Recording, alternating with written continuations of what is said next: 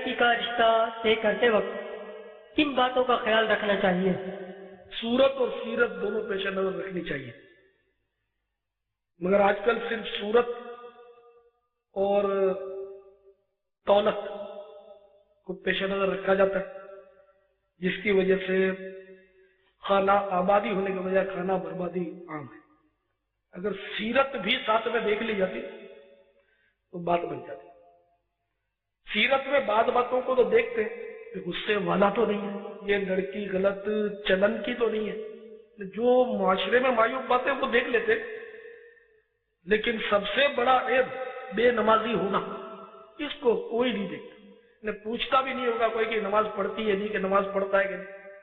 اگر نماز نہ بھی پڑھتا ہو تو کوئی اس پر اوبجیکشن ہے ہی، سے ملی جاتی، بے نمازی ہو، حرام کماتا ہو تو بھی، بلکہ حرام کمانے والی کی ویلیو زیادہ ہے اس دور میں۔ حلال کمائی، خوش فہمی تو بہت ہو کہ میری حلال کمائی ہے، لیکن کسوٹی پر آئیں گے تو پتہ چلے گا کہ کتنی حلال کمائی ہے۔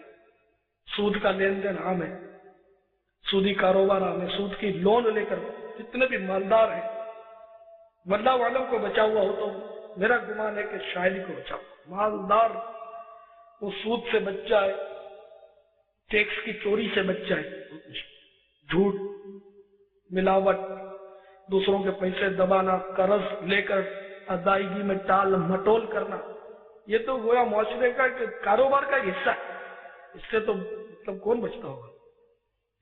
تو اب حرام کمائی کرتا ہے، سودی اڈے کا افسر ہے تو اس کو تو کئی لڑکیاں سے حرام کمائی کو بھی کوئی عیب معاذ اللہ اب نہیں سمجھا جاتا۔ تو دیکھنا یہ چاہیے کہ لڑکا لڑکی دونوں کی شکل و صورت کے ساتھ ساتھ شکل و صورت بھی اچھی ہونی چاہیے، اس کا انکار نہیں ہے، لیکن سیرت بھی دیکھنی چاہیے کہ نماز، سنتوں پر عمل، سب سے پہلے یہ کہ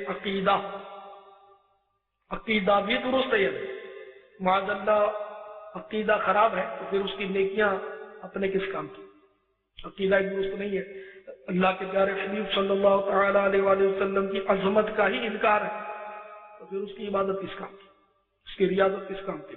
وہ تہجد بھی پڑھے تو اپنے کو نہ چلے۔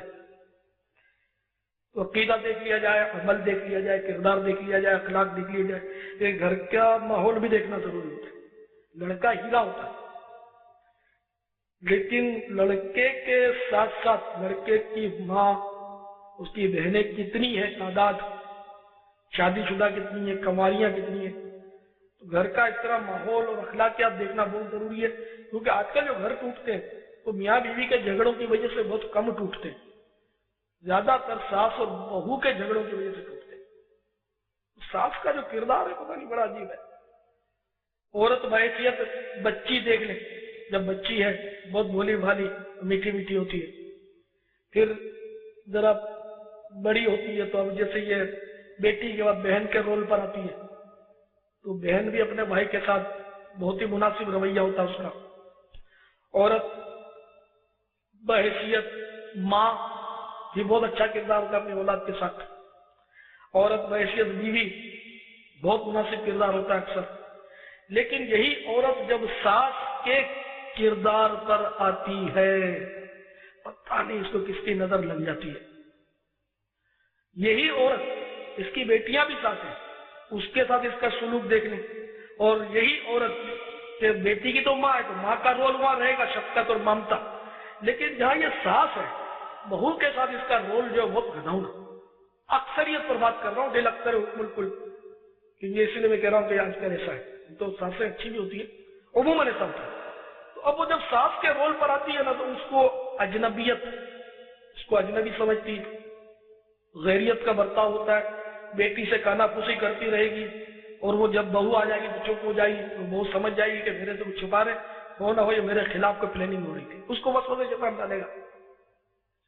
پھر وہ بیچاری اگر مسلح پر بیٹھ کر نماز کے بعد تسبیح بھی پڑھے گی تو ماں بیٹیاں بات کریں گی کہ جادو کر رہی ہے، کوئی منتر پڑھ رہی ہے۔